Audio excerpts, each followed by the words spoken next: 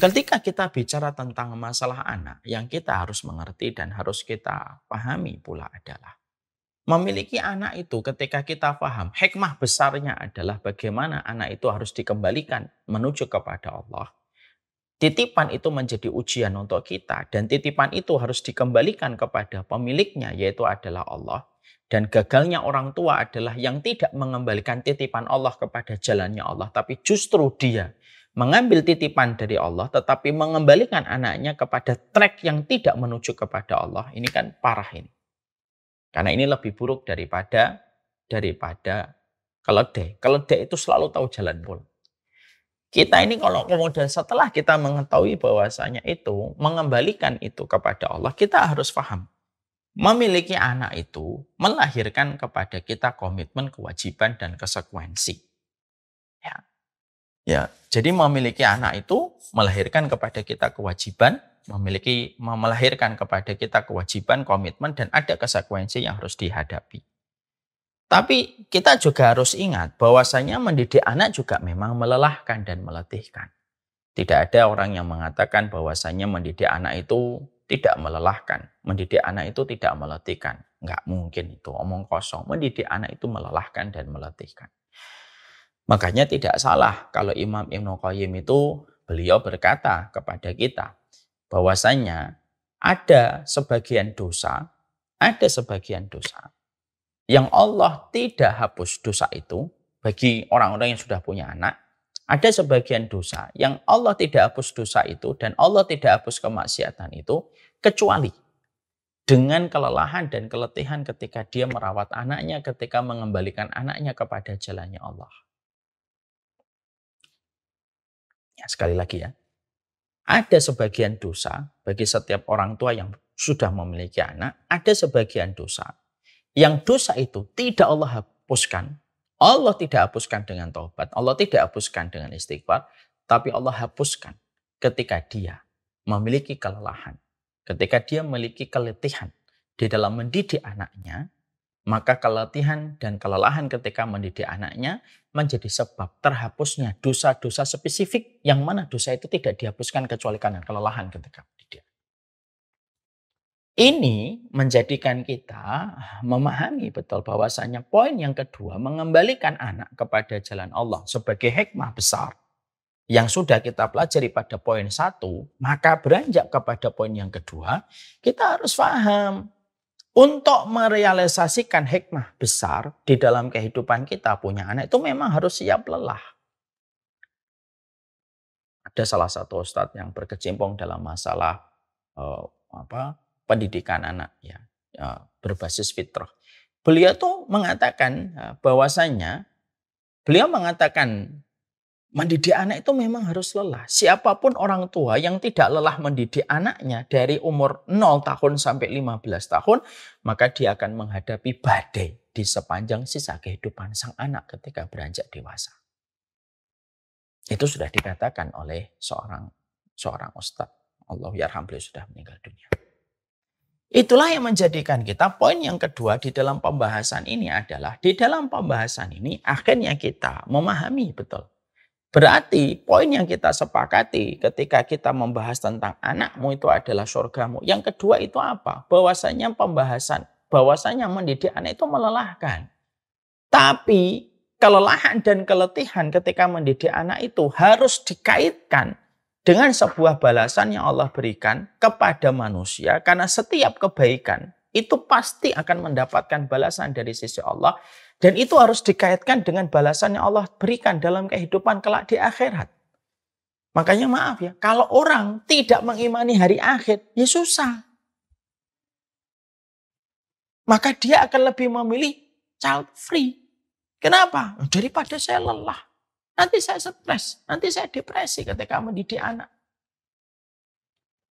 Orang mengatakan bahwasanya dia memilih untuk tidak memiliki anak, free dari anak-anak, child free, itu karena dia tidak memiliki sebuah konsep bahwasanya balasan atas setiap fitrah ketika mendidik anak, itu ada sebuah kenikmatan besar yang Allah janjikan kepada mereka. Makanya akhirnya di situ kita paham Orang yang memiliki anak, kalau dia tidak mengingat balasan dari sisi Allah, dia tidak akan sanggup memikulnya. Karena dia akan khawatir terhadap rezekinya. Dia akan begadang di waktu malamnya. Dia akan kerja keras di sepanjang hidupnya untuk membiayai sang anak dengan segala kebutuhannya. Dan akhirnya dia akan menyerah sebelum itu terjadi dengan memilih tidak memiliki anak. Ya. Maka akhirnya yang kedua yang kita harus paham adalah dalam perjalanan kita, ketika kita mendidik anak, sebelum kita spesifik membahas anakmu adalah surgamu, adalah yang kedua, itu pasti lelah. Tidak mungkin nggak lelah. Karena apa? Mendapatkan kebaikan yang besar yang kita petik di masa kita tua dan mendapatkan kebaikan besar kelak dalam kehidupan di akhirat, yaitu adalah ketika kita mendapatkan surga. Itu pasti lelah. Jadi setiap orang tua itu harus lelah. Tapi ingat, selelah-lelahnya kita menjadi orang tua yang mendapatkan titipan. Mungkin lebih lelah saudara kita yang hari ini mereka begitu lama menantikan keturunan dan belum mendapatkan keturunan itu datang dalam kehidupan mereka. Ya.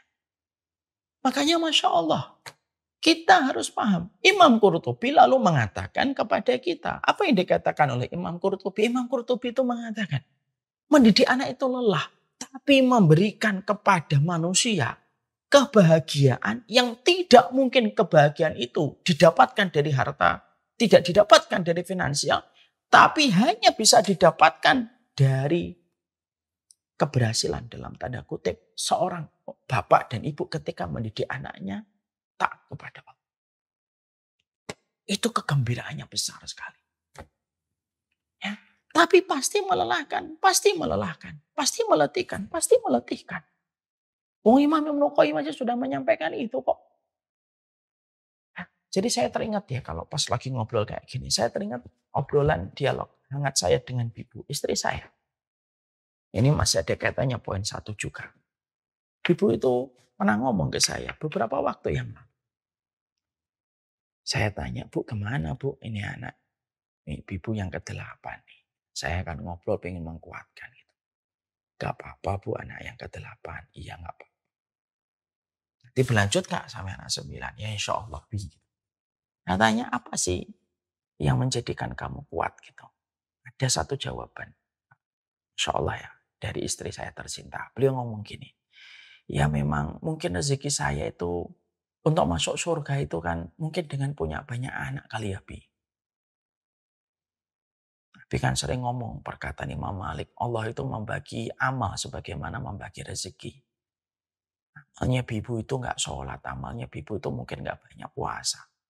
Karena setiap puasa Ramadan beliau hamil. Sekalinya Ramadan menyusui. Sekalinya Ramadan lagi hamil lagi. Sekalinya Ramadan menyusui lagi. Ya mungkin amalan saya bukan di puasa wajib ataupun sunnah. Tapi mungkin amalan saya itu adalah memiliki anak. Lalu saya mendapatkan kelelahan dan keletihan. Lalu setiap hari kelelahan saya itu menghapuskan dosa-dosa saya ketika saya berbaring di waktu malam memejamkan. Ya. Jadi ini yang menjadikan kita paham. Ini poin yang kedua. Jadi akhirnya yang kita harus pahami kalau sudah bicara tentang anak, kita harus sepakat untuk konfrontasi dalam tanda kutip tidak sama pendapat kita dengan kalangan Charles Free. Charles Free tidak mau lelah, dia tidak mau letih. Dia tidak mau lelah, dia tidak mau letih. Ya. Dan mereka ingin hidup mereka itu ya sebagaimana semacam itu. Dan kalau boleh saya mengingatkan orang kalangan Charles Free, kalian tidak selamanya mudah. Bagi kalangan Charles Free ketika mereka memilih untuk tidak memiliki keturunan, saya sampaikan pesta tidak ada yang tidak usai. Dan kehidupan itu berjalan sesuai dengan fitrah sebenarnya. Perjalanan hidup itu sesuai dengan fitrah. Memang Allah itu sudah tetapkan fitrahnya itu indah. Kamu dari kecil dirawat, dibesarkan, beranjak dewasa, kamu menikah, punya pasangan hidup untuk menguatkan kamu dan menenangkan kamu, lalu punya anak. Ini polanya Allah ini pas, nggak mungkin salah polanya Allah. Kalau kita diberikan, kenapa harus ada anak? Dengan anak itulah kasih sayang kita bisa maksimal. Seorang suami istri bisa saling belajar lebih dewasa. Mereka bisa merasakan keletihan dan mereka bisa merasakan bagaimana dulu pengorbanan orang tua mereka. Lalu ketika orang tua ini lalu akhirnya tua, dia punya orang yang bisa menjadi yang menegakkan tulang mereka, memberikan kehangatan untuk mereka di masa tua dengan anak-anak mereka yang beranjak dewasa. Terutama ketika anak mereka taat kepada Allah dan melahirkan anak-anak yang solih juga. Cucu-cucu mereka. Dan itu merupakan pattern Allah, pattern robbani semacam itu. Itu patternnya Allah yang luar biasa. Makanya yang kedua yang kita harus paham, yang kita harus mengerti tentang ini adalah sesungguhnya poin yang kedua yang kita dalam pembahasan ini adalah ya memang punya anak itu melelahkan untuk mewujudkan hikmah besar yang tadi kita bahas pada poin yang pertama. Ini supaya kita memberikan edukasi kepada setiap orang tua. Jangan hanya punya anak, tapi tidak mau mengambil kelelahan dan keletihannya. Karena apa? Kehidupan kita tidak akan pernah bisa sama antara sebelum punya anak dan setelah punya anak. Dan jangan meminta serta berkeluh kesah. Kenapa kehidupan saya tidak sebagaimana dulu? Tidak bisa. Patternnya ini sudah dibuat oleh Allah dengan aturan terbaik. Dan kita akan menemukan jawaban kebaikan dari pola yang kita ikuti dari Allah. Ya ketika kita tua. Ketika kita senja. Atau nanti ketika kita di akhirat.